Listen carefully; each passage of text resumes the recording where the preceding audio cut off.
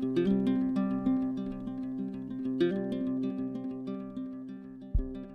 you guys, I just want to do a quick video about how I did the background for this new commission that I'm starting. And I first splashed a bunch of clear water on the bottom of the painting where I was going to put the grass, because I just wanted some soft effects and I wanted all the colors that I was going to put on subsequently to kind of merge together. So that was kind of my thinking. And then the colors that I used in this painting include permanent green light, Winsor & Newton green gold, cobalt, and a little bit of Winsor violet when I wanted to kind of tone the greens down. And I always think a little bit of Winsor violet thrown into a mix makes it a little bit more interesting, so I often do that. And then I used a dagger brush that is kind of long and floppy to put in some of these splash effects. And right here I'm just splashing in a bunch of the foreground, and I'm trying to keep the foreground colors warmer. And then you will see as I put in the background trees behind the horse, I'm gonna keep them a lot cooler. And I keep everything really loose. Right here along this edge, you'll see it's kind of going down towards the horse, and I did that with intention because I want it to point towards the horse kind of. And as you can see, I kept that edge really jagged and interesting so that it didn't get too stagnant, because it's supposed to look like grass and background natural natural elements behind the horse. And here you can see I was trying to delineate between the pasture grass and then the trees. So that is kind of how I was laying out this background. And then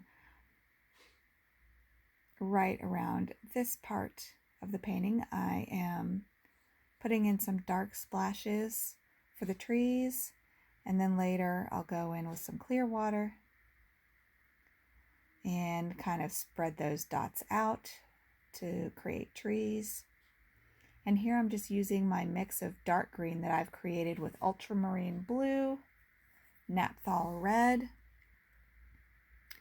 and probably a quinacridone gold. It's just a green mix that I keep on my palette to have ready, and I just pre-mix it and then let it dry on my palette in one of my little palette segments.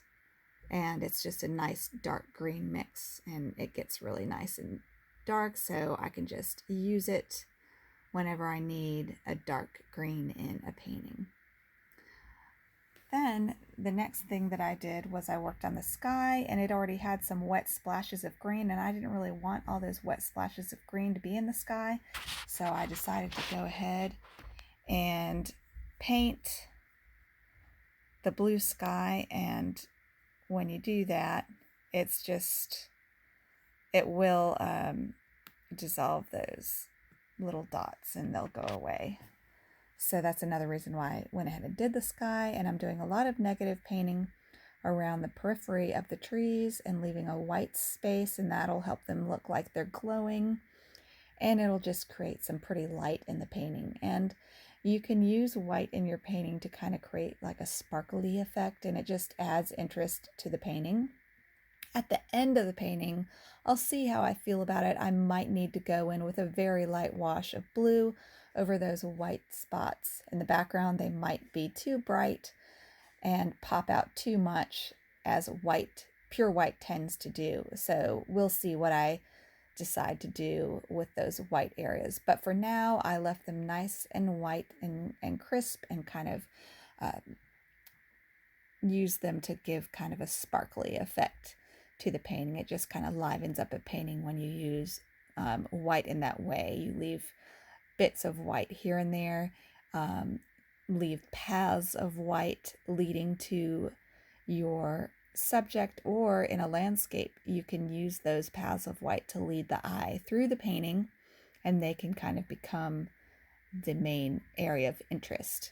And as I've said in a lot of paintings, white really draws the eye, so you have to be careful with how you use it. And when you do use white, you want to make sure you make those white areas interesting, no straight lines usually. And I was really careful to keep these white areas really jagged in the background so that they did look like just sun dancing off natural elements in the background of these horses. And as you can see, I put some paper towel over the horses just to keep the horses clean. Now, one thing I should mention is that the way that I'm painting around these horses so freely is I used mask, and I used a lot of mask, and I just went in and I painted over the entire horse and with my mask, except for like the middle areas, and that's why I needed to put that paper towel over the middle of the horse just to keep those areas clean so that I could freely paint around the horse and not get paint on the horses, because this horse, the mama horse, is going to be a very light white horse. Her baby is brown, but I still don't want spots of paint on the baby, so that's why I masked them, just so I could paint in the background freely.